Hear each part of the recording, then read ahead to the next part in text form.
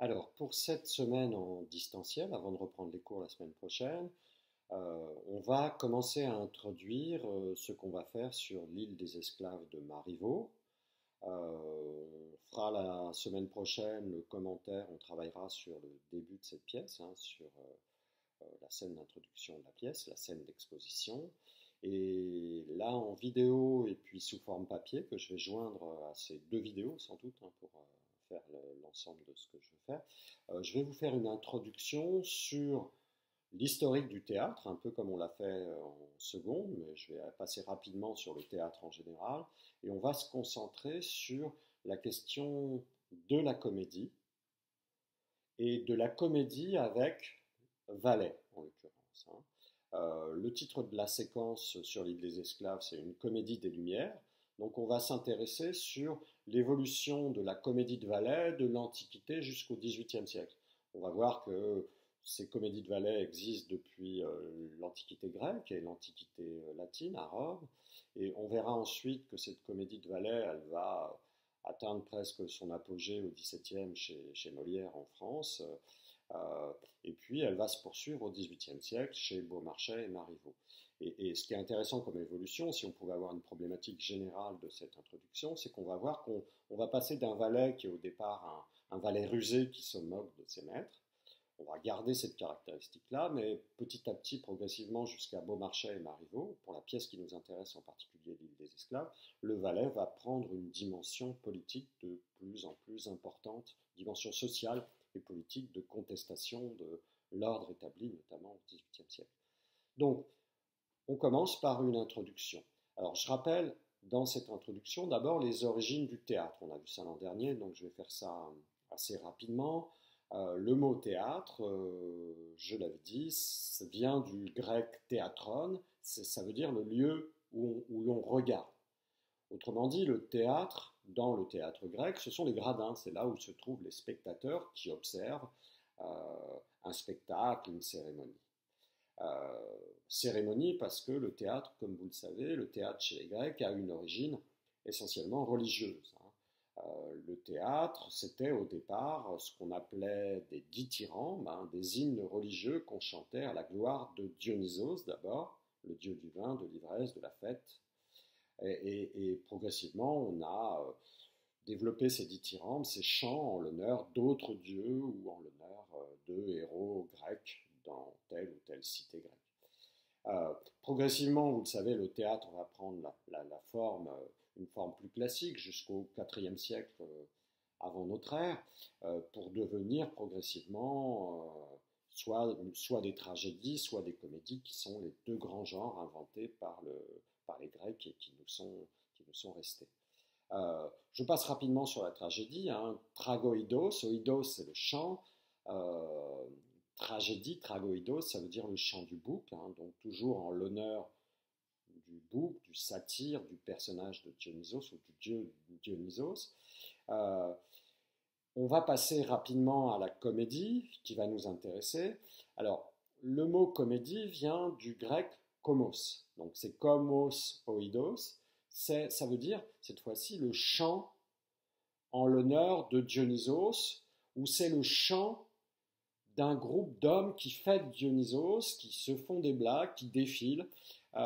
Quelque part, la comédie, elle a son origine, une origine assez profonde dans ce qu'on pourrait appeler le carnaval.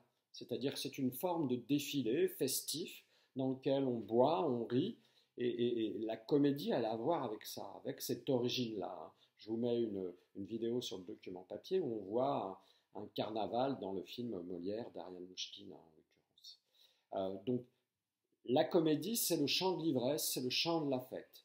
Et c'est seulement après, donc toujours en gros, de siècle en siècle, jusqu'au IVe siècle avant notre ère, que la comédie, elle va prendre une forme beaucoup plus élaborée, qu'on va avoir des auteurs qui sont notables dans l'histoire de la comédie grecque, comme Ménandre, qui va créer les premières comédies de mœurs et de caractères telles qu'on les connaît, hein, au IVe siècle avant notre ère. À Rome, ensuite, les genres grecs de la tragédie ou de la comédie vont se développer, vous le savez, mais ça va devenir de plus en plus sophistiqué. Des rideaux vont apparaître dans les théâtres grecs.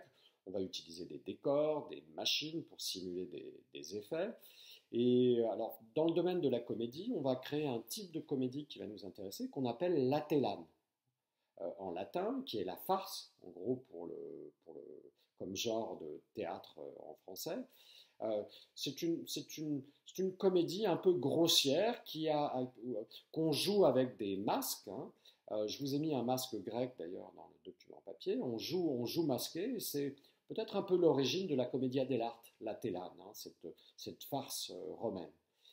On a des grands auteurs de comédie latine qui influenceront beaucoup Molière, que sont Terence et Plaute. Molière est allé piocher, a lu ces auteurs latins pour faire ses propres comédies et en particulier ses premières farces, comme le Médecin volant par exemple. Donc on passe rapidement au Moyen Âge. Au Moyen Âge, les grands genres que sont la comédie de caractère ou de mœurs et puis la tragédie sont moins présents, disparaissent un petit peu, et on a surtout des grands genres de comédies populaires comme la farce, les fabliaux, comme le roman de Renard par exemple. Et ce sont des pièces, des farces qui sont jouées par des troupes itinérantes sur les places publiques dans des villes qui sont de plus en plus importantes. Et puis se développe la tradition que vous connaissez euh, à propos du film à mort qu'on a vu l'an dernier en seconde, hein. Vous avez, parallèlement au développement de ces farces, vous avez la tradition des jongleurs, des troubadours, des trouvères qui se développent, hein, et qui sont plutôt dans les châteaux, dans les cours, hein. Alors pendant la Renaissance va naître un genre qui va beaucoup nous intéresser, c'est le genre italien d'un théâtre populaire qu'on appelle la commedia dell'arte, on va en reparler, hein. Et au XVIe siècle français, on va renouer à la fin du XVIe avec la tragédie ou la comédie plus classique, plus réglée, plus écrite pour le coup. On passe au XVIIe siècle à ce qu'on appelle la période classique. Je rappelle on dit classique à propos du XVIIe, ce qu'on appelle une période classique ou ce qu'on appelle le classicisme, hein. Qu'est-ce que ça veut dire? Une œuvre classique, c'est une œuvre qu'on étudie, c'est une œuvre de référence, parce que c'est une œuvre qu'on étudie en classe. Classique vient de quelque chose qu'on étudie en classe. Auparavant, on définissait comme des œuvres classiques les œuvres de l'Antiquité. Et c'est seulement au début du XIXe qu'on a considéré que pour la France, la grande époque d'œuvres de référence, c'était le XVIIe siècle. Donc on parle de classicisme au XVIIe siècle, avec des œuvres comme celle de Racine pour ses tragédies, de Molière pour ses comédies, ou de La Fontaine avec ses fables. Ça, c'est la période qu'on dit classique. C'est une période où on va penser, organiser, réguler le théâtre ou la littérature en général, hein. C'est l'époque où on va, par exemple, créer pour le théâtre classique la règle des 3 unités, unité de temps, unité de lieu, unité d'action, c'est une règle qui va survivre au XVIIIe siècle, hein. Euh, vous allez avoir la question de l'unité de genre, hein. On ne mélange pas tragédie et comédie comme on va le faire plus tard dans les drames romantiques. Vous avez les règles de vraisemblance ou la règle des bienséances. On ne joue pas n'importe quoi sur les scènes de théâtre au XVIIe siècle. Ces règles, elles sont fixées par des théoriciens comme Chaplin, l'abbé d'Aubignac, mais elles sont aussi fixées, réglées dans des académies qui ont été fondées pour la première Académie française en 1663 par Richelieu. Euh, donc c'est l'époque de la comédie classique de Molière qui va nous intéresser. Alors je rappelle dans un petit tableau dans le document que je joins à cette vidéo que comédie et tragédie ne se distinguent pas uniquement à cause du fait que dans la comédie on va rire et dans la tragédie on va plutôt pleurer. C'est vrai, mais c'est pas la seule différence. Il y a aussi une différence de classe sociale pour les personnages, hein. Les personnages de comédie sont plutôt des bourgeois et leurs valets, alors que dans les tragédies, on a plutôt des personnages qui sont des personnages nobles et qui vivent dans des palais, hein. La comédie, on est plutôt en ville. Les thèmes des comédies, c'est la famille, l'argent, l'amour parfois, dans la sphère privée. Et puis, dans les tragédies, on est plutôt dans des, des propos qui vont opposer la question du pouvoir politique et de l'amour dans la sphère publique. Alors, il y a un point commun entre ces comédies et ces tragédies, c'est qu'elles ont toutes 5 actes.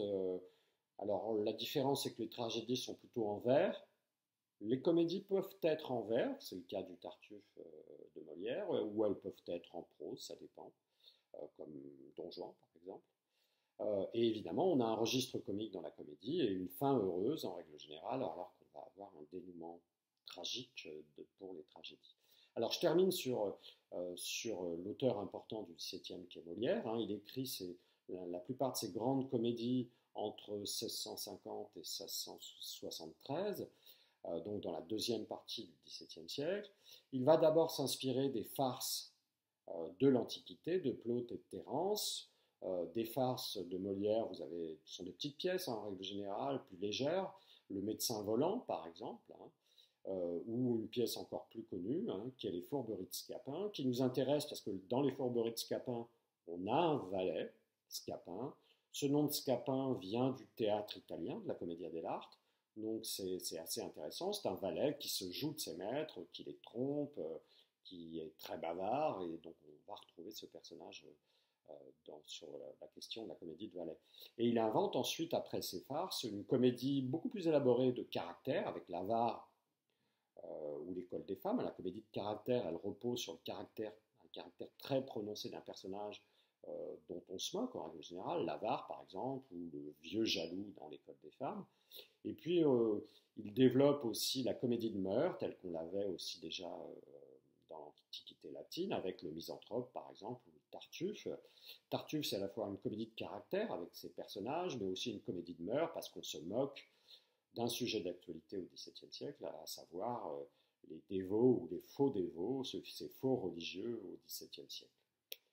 Voilà pour cette première partie de l'introduction. J'enchaîne par une vidéo sur la question de la comédie de Valais.